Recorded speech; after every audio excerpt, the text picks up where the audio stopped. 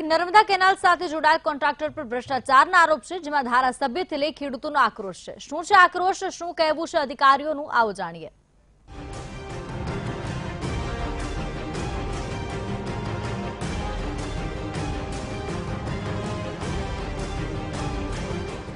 બનાસકાંઠામાંથી નર્મદાની મુખ્ય કેનાલ પસાર થાય છે અને આ કેનાલ સરહદી વિસ્તારના ગામડાઓ માટે આશીર્વાદરૂપ છે। જો કે વારંવાર પડતા ગાબડાઓને લઈને ખેડૂતોમાં હવે રોષ ભભૂક્યો છે અને તેઓ સરકાર પાસે ન્યાયની માંગ ઉઠાવી રહ્યા છે। પાણી આવ્યું ત્યારથી જમીન એક તો ખરાબ છે, બરાબર, અને કેનાલનો અમારે કોરેટી ગામમાં નિકાલ કોઈ આવ્યું જ નથી। એનું કારણ છે કે બે કેનાલના સટા છે એ કોરેટીથી આગળ ગયા જ નથી, એટલે પાણી ભરાવ ખાય એટલે કેનાલનું પાણી જે જગ્યાએ કેનાલ પૂરી થાય છે એ જગ્યા ઉપર પાણી ભરાવ ખાઈ રહીને ખેતરોમાં પાણી નિકાલ થાય, એટલે ખેતરોમાં પાણી કઈ પાકતું નથી। એક તો મેઇન કારણ શું છે, હલકી ગુણવત્તાવાળું છે ને કામ કરેલ છે એની લીધે, બાકી આગળ શું છે ખેડૂતો પાણીનો ભરાવ થાય છે એની લીધે ખાસ તો મેઇન આ કેનાલ તૂટવાનું છે અને કામ છે ને બિલકુલ હલકી ગુણવત્તાવાળું થતું એટલે કેનાલ તૂટે। અને બીજું અમારા ગામને શું પ્રોબ્લેમ છે, છેલ્લે જે ફાટ્યું છે પૂરું થાય છે ત્યાં કોઈ નિકાલ માટે કોઈ કરેલ નથી, ખાસ તો એ નિકાલ માટે કરે અને જોડી જઈએ તો અમારા ગામને ભરાવ ના થાય। મેઇન અમારા ગામને એ જ પોઝિશન છે ખરાબ। કેનાલનું કામ કેવું થયું? હા, હલકી ગુણવત્તાવાળું કામ થયેલ છે। કેનાલ તૂટે તમને કેટલું નુકસાન થાય? નુકસાન ઘણા ખેડૂતોને નુકસાન થાય। એ કેનાલ તૂટે એ લગભગ 10 એકર 15 એકર જમીને નુકસાન થઈ જાય, પાણી ઘણું નીકળી જાય એટલે ઘણું નુકસાન થાય ખેડૂતોને। કેનાલની પરિસ્થિતિ એ છે કે આ સેવાડાનું ગામ છે આખા બનાસકાંઠામાં, બરોબર, એટલે અહીંયા આવતો છેલ્લે કેનાલો ફાટી જાય છે, મોઘા ભાવના બિયારણ વાયા છે, પાણી પહોંચતો નથી, મોટા મોટી પોઝિશન આ છે। હવે ખેડૂતો અમે બે હાલ થઈ જાય, પાયમાલ થઈ જશો, અહીંયા આવે એટલે તૂટી જાય, પાણી મળતો નથી। તૂટવાનું કારણ શું? મુખ્ય કેનાલ શા માટે તૂટે? તૂટે એટલે શું કે આગળ થેલા બેલો નાખે, હમણાં ખેડૂતો હવે બીજા ગામ વાળા હવને પાવાની સોંપતો હોય ને હવને રવિને, એટલે એનો કરવા જાય એટલે છેલ્લા કાપ તૂટી જાય, નકા પાણી મળે નહીં, એટલે અમારે તો બે હાલત છે। હોય કેનાલનું કામ કેવું થયું? કાચું, હા બિલકુલ ભ્રષ્ટાચાર છે, એકલો ભ્રષ્ટાચાર છે। માટી સોપડી અબલો ખબલો રૂપિયા વાપરી લઈને કંટ્રાક્ટર જોડી જાય, શું કરવાનું? અમે તો ખેડૂતો લૂ બનાવ્યા છે, હવે શું કરવાનું કોબ?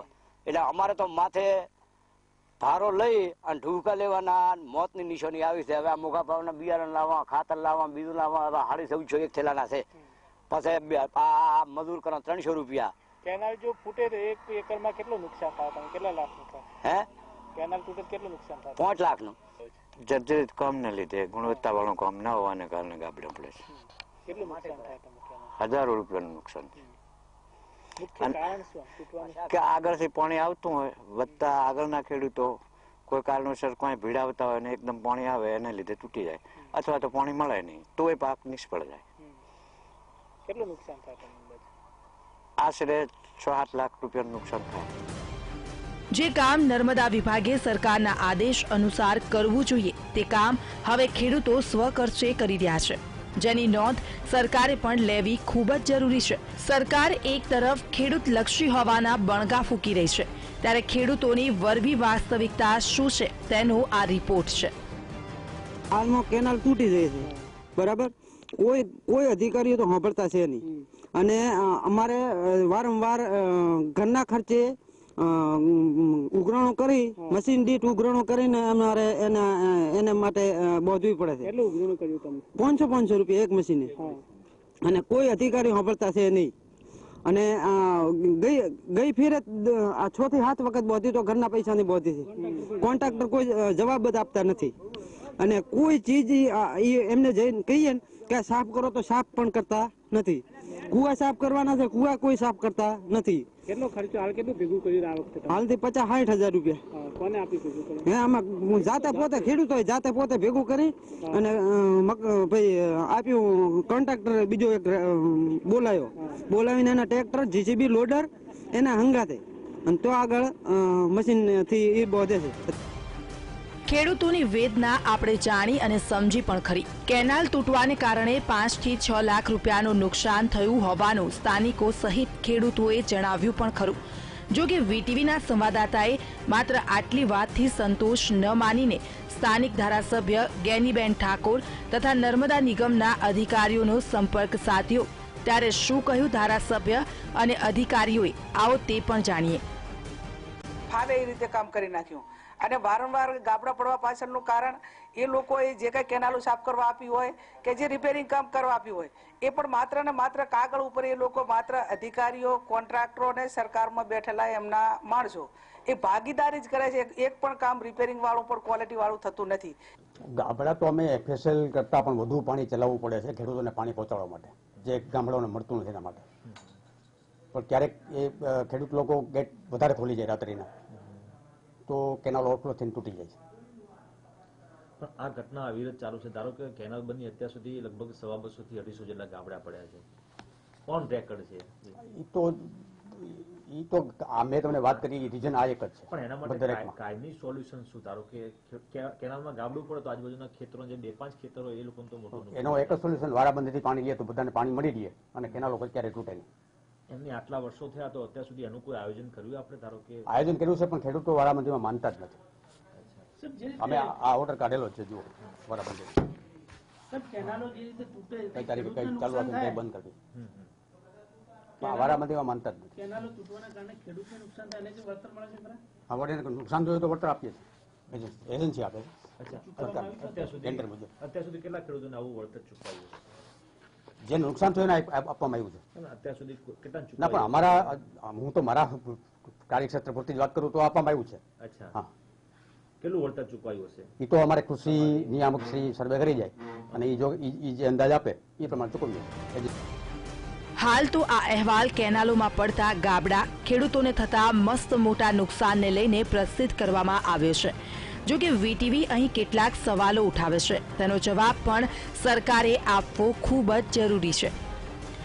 કોન્ટ્રાક્ટરોને કોણ છાવરે છે? ક્યાં સુધી પડતા રહેશે કેનાલમાં ગાબડા? ખેડૂતોને ક્યાં સુધી સહન કરવું પડશે નુકસાન? અહેવાલ પ્રસિદ્ધ થયો, લેશો એક્શન? ખેડૂતોને અત્યાર સુધીમાં કેટલું અપાયું વળતર? ખેડૂતલક્ષી સરકારના રાજમાં આવી સ્થિતિ? ભ્રષ્ટાચારના લાગ્યા આરોપ, થશે તપાસ? કયા કોન્ટ્રાક્ટરે કેનાલો બનાવી, થશે તપાસ? ભ્રષ્ટાચારના આરોપો સાચા સાબિત થાય તો લાયસન્સ થશે રદ. આવા ભ્રષ્ટાચારીઓને કોનો છે સપોર્ટ? ખેડૂતોએ કેનાલના કેસમાં મજૂરી કેમ કરવી પડે? કેનાલનું કામ ખેડૂતો કરશે કે એન્જિનિયરો? છેલ્લા 2 મહિનાથી સતત પડી રહ્યા છે ગાબડા, દેખાય છે. અહેવાલ પણ રજૂ થયો, સવાલો પણ ઉઠ્યા. ત્યારે જોવું એ રહ્યું કે કેનાલોમાં ગાબડા પડવાનો સિલસિલો હવે અટકશે કે કેમ. બનાસકાંઠાના સરહદી વિસ્તારમાં કેનાલ તો આવી છે, પણ તે કેનાલનું ક્યાંક પાણી નથી મળતું, ત્યારે ક્યાંક કેનાલોનો પાણીનો બગાડ થતો જોવા મળે છે.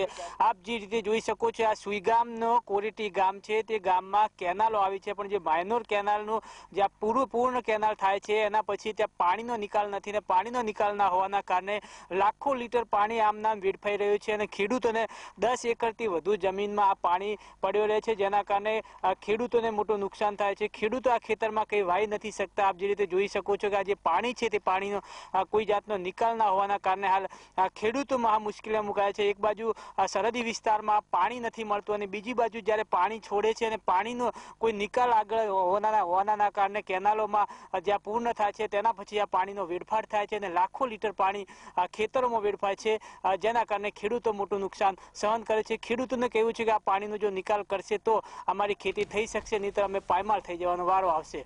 Paresh Padhiyar, VTV news.